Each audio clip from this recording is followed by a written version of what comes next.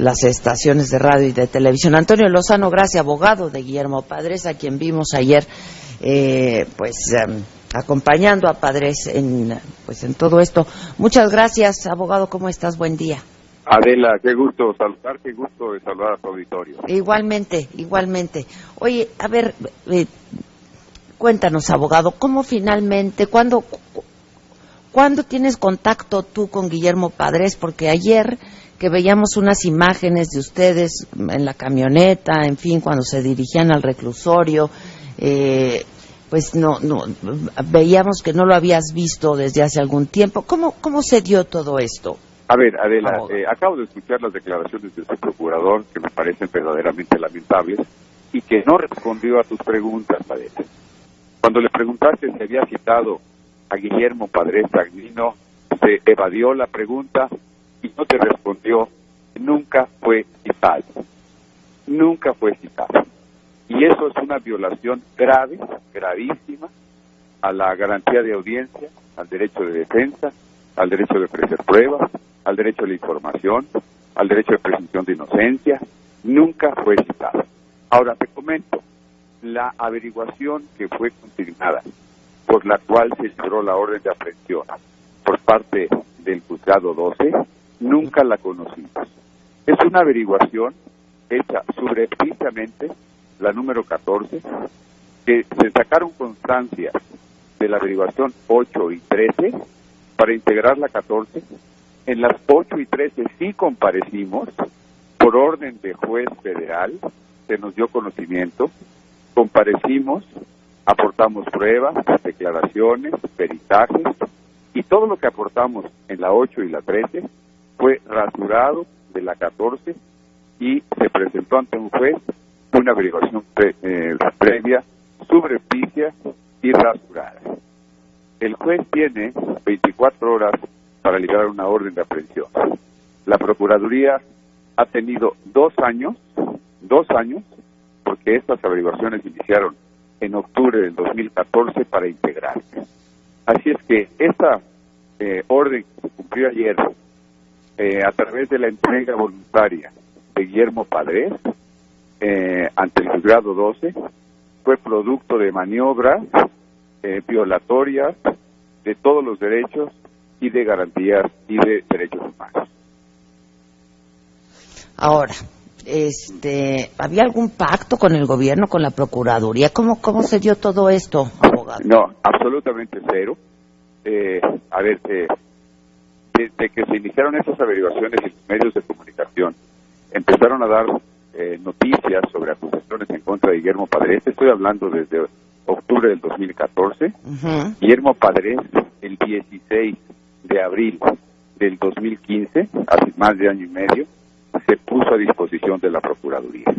Ahí tenemos una promoción sellada, donde Guillermo Padres le dice a la Procuraduría, concretamente a la Procuradora: dicen los medios que me estás investigando. Estoy a tus órdenes. Solo te pido la garantía de audiencia. Solamente dime quién me acusa y de qué me acusa. Esto fue el 16 de abril y está el documento sellado, recibido, del 2015. Tuvimos acceso a 2 averiguaciones hasta el mes de noviembre del 2015, y eso por orden de juez federal. Posteriormente empezamos a aportar pruebas, conocimos cuáles eran las acusaciones y empezamos a aportar todas las pruebas. Esas pruebas, como te comentaba hace un momento, no fueron acompañadas a la consignación que se hizo ante el juez 12. No hay pacto alguno, conociendo ya qué acusaciones eran, porque conocimos la orden de aprehensión a través de un nuevo amparo. El licenciado Padres decidió presentarse voluntariamente y efectivamente el día de ayer nos encontramos y nos vimos después de varias semanas de no vernos en la estación de radio. Así fue. Ya. Todo esto fue a través de su hijo, abogado, porque él trabaja en tu despacho, ¿no? Él trabaja conmigo, fue a través de los medios necesarios como para preservar la situación de donde estaba. Caramba, después de que se lee el periódico el lunes, todo el mundo puede decir lo que pasó el domingo. Pero no, ya es inútil discutir cualquier otra cosa. Lo que quedó claro es que fue una decisión de Guillermo Padres, que te diría incluso que teníamos un amparo presentado contra la orden de aprehensión. En mi opinión era contundente para destruir la orden de aprehensión. No obstante que tenía ese medio de defensa, Guillermo Padres prefirió por su propia voluntad ponerse a disposición del juez. Justo eso te quería... Perdóname, disculpa.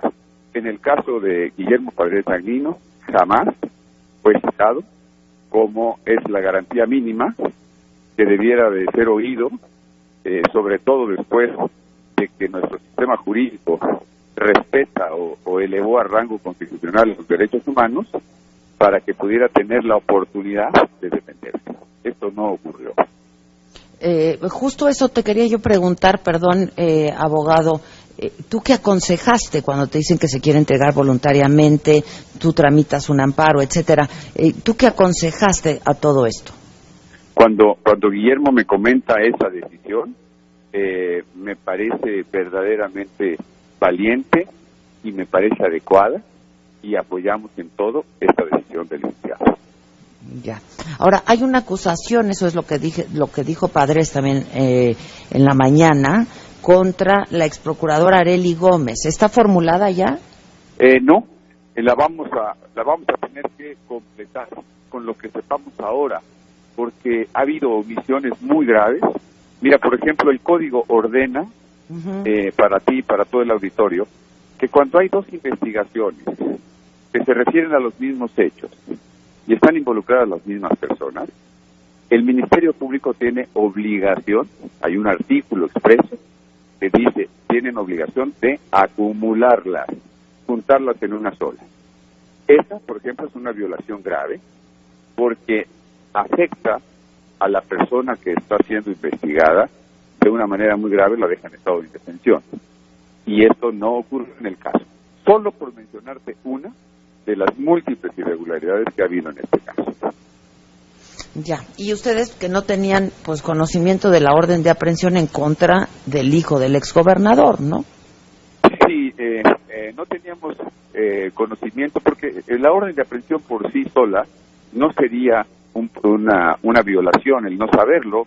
Lo que es la violación es no haberlo hecho comparecer ante la acusación que estaba supuestamente investigando la PGR. Ya. Y déjame decirte cuál es, conociendo la historia de todas las acusaciones, la única posible participación que podría tener. Hay dos ranchos de la familia Padres, uno comprado por el padre de Guillermo Padres Elías por allá del año de 1950 y tantos, y otro comprado por la abuela en la década de los 60. Estos dos ranchos han sido cuestionados como que de pronto un día valían 10 millones y al día siguiente valían 100. Y entonces se dice, la denuncia así lo dice, seguramente metieron recursos públicos. Compareció Guillermo Padres ante esa acusación y demostró que el rancho vale realmente 37 millones, está el peritaje, que el cálculo de 100 millones lo hizo Financiera Rural respecto del valor que podría tener el rancho cuando el proyecto de siembra de nogales estuviera produciendo. No era un valor actual, sino un valor proyectado. Ya. Y ese proyecto se financió, imagínate tú, con recursos públicos federales otorgados por Financiera Rural, en un crédito. Todo eso lo aportamos a la situación demostrando que no había tal enriquecimiento inexplicable, cuál era el valor al inicio, de dónde venían esos ranchos y cuál era el proyecto agrícola que se estaba haciendo. Pero me decía cuál pudiera ser la única participación del hijo de Padres en esto. Estos ranchos son heredados por los hermanos Padres Elías, y Guillermo Padres Elías le dona su participación en esos ranchos a su hijo Guillermo Padres Dagnino. Ya. Esta podría ser la única. No conocemos ninguna otra. Y ojalá que este expediente tenga todas las pruebas que aportamos en ese sentido. Ya.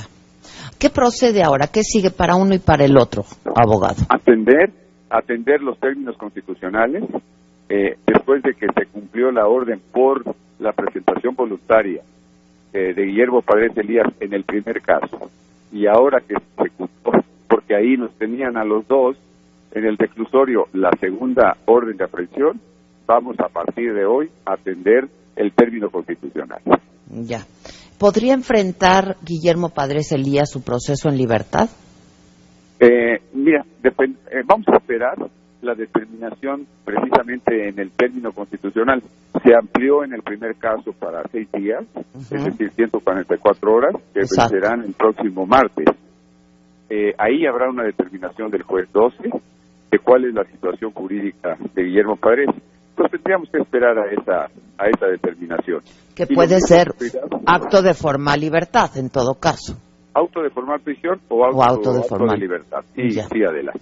Y en el otro caso, esperemos que hoy empiece el término constitucional para ambos, para que pudiera tal vez ampliarse y resolverse el próximo miércoles. Ya. Pero mi pregunta viene a cuento porque, insisto, hay quien asegura que hubo acuerdo con el gobierno federal de que pues estaría en su domicilio, etcétera, etcétera. Eso es falso, es mentira. Absolutamente falso. ¿Usted no habló con nadie del gobierno federal? Absolutamente no. Ya. Hablé con las autoridades de la institución repetidas veces el año pasado para suplicar que se nos diera garantía de audiencia, pero no lo logramos. Tuvimos que ir con un juzgado para que el juez se los ordenara. Ya. Pues yo le agradezco muchísimo, abogado. Muchas gracias. Gracias, Adela. Gracias, es Antonio Lozano, abogado de Guillermo Padres.